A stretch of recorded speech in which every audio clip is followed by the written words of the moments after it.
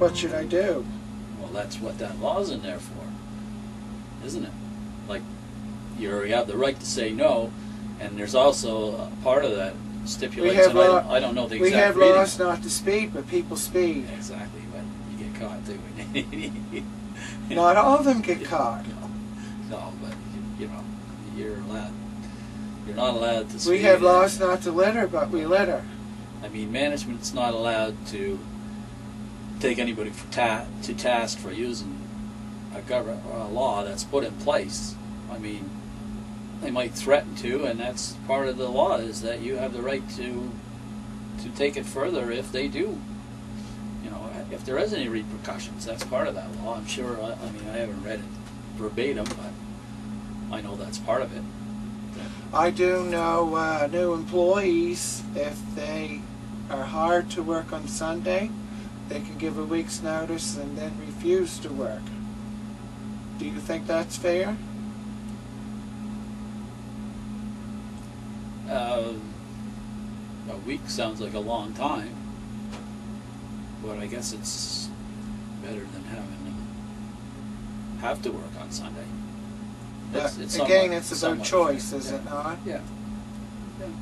But then again, at the end of the day, outside the workers' protection, the environment, shouldn't retail workers, all within a group, have a vote and let us decide?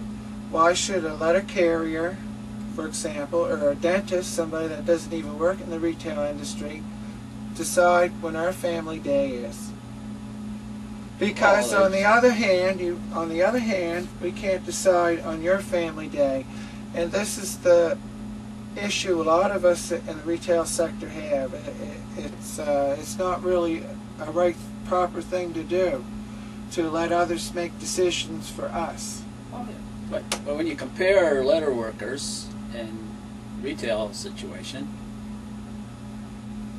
the letter workers did stand up years and years ago, and they got a 5-day week, and maybe that's what the. But my point is, retail workers didn't decide for them. They decided. No, they decided. Exactly. But this is my decided point. through unionization and sticking together and standing up for each other. Right? And you don't necessarily have to be unionized to stand up for each other. But the retail workers haven't done that yet, and hopefully they do. I don't know what's going to take, like cloning you and having some people that's going to stand up beside yourself. I don't know if there's any others. I know I see every now and then a letter to the editor by a certain lady there. I can't remember. I do remember her name, but anyway, she seems to be pretty adamant against Sunday shopping, and I'm sure there's other folks out there too that are. So would you urge more of them to speak on YouTube? Sure, absolutely. It's a great idea, is it not? And should we be ashamed because we're different? We have a different opinion? Absolutely not. Absolutely. That's one of the worst things in society that we're doing. Well, I mean, I can't see anything wrong with what you're doing. That's for sure. It's you're standing up for your own rights. You're standing up for others' rights. You know, you're trying to make a better society and do stuff for the environment. Like, what's wrong with that? There's nothing wrong with that. If somebody says there's something wrong with it, they get rocks in their head. I think, anyway, that's my opinion. But it's too bad that some, I don't know, couldn't. One thing, and I don't know if it would do any good or not, but since you're not all unionized and not all under the same umbrella, you know, there probably are some places that are unionized, some not, but there's no coordinated effort there to speak of anyway. Even a petition signed by as many retail workers as could possibly sign it might be something. To the government? Yes. So you think if workers didn't want to go your route, that if we wanted to all get together and go after the government, that would be a good idea? Oh, yeah. Doesn't never hurts. Because that's what we have a government for. Well, you know, I mean, what have they heard? Okay, they hear They did hear back in the plebiscite day, what was it, 06? 04, 06. 04. Okay, yeah, that, like it was 55, 45, and now who knows what it would be. I tend to think it would be less. It'd be probably 50-50 or something like that. That's all they hear. They hear people that want it, they hear people that don't want it. It's probably a 50-50 split, but if you guys were to get together and be strong and have a large percentage, if not everybody in the retail sector, to sign a petition, then they'd know that there's what's going on out there, and have on the petition that this. It's pretty hard to say that this legislation saying you have the right to refuse Sunday isn't working, because nobody's challenged it, so you really can't go by that, unfortunately. I got another good comment for you. When Rodney McDonald struck down the Sunday shopping ban, all the holidays were out. If you can remember, all the holidays were out. You weren't going to work. They weren't going to work holidays. No, they allowed the stores to all open holidays. They threw all the store hours out.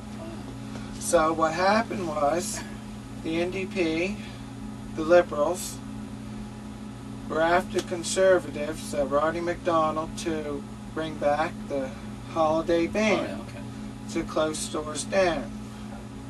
Excuse me. What they did, they closed all the loopholes that were used to open the stores on Sunday. Yeah, like the dividing the store up and all that. Yes, like Pete's in Bedford now, for example, he cannot open on a holiday because those were all fixed. And the Labor Minister, regardless if it's a minority or majority, has the power to go in and make new laws to fix any loophole that any company finds. There's a really big fine if you open on a holiday. And my point of being here is, if we can close on a holiday, our vote in 2004 should have been respected, and it wasn't, and it's a really sad thing. But people really need to communicate like you and I.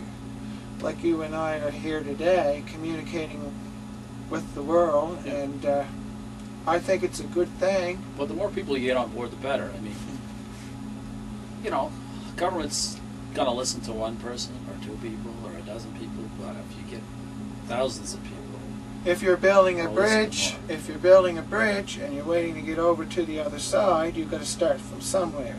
Oh, yeah, absolutely, for sure. Yeah. Any last? Or you don't get to the other side. Exactly. You don't build the bloody bridge. any last thing you'd like to say to? I'd just like to. I don't know who your comrades in arms are here. I hope there's lots of them, and I hope I know you're adamant and passionate about what you're doing, and I respect you for that a lot. And I hope you have all the success you can muster, and get more people on board with you, like that are in your situation.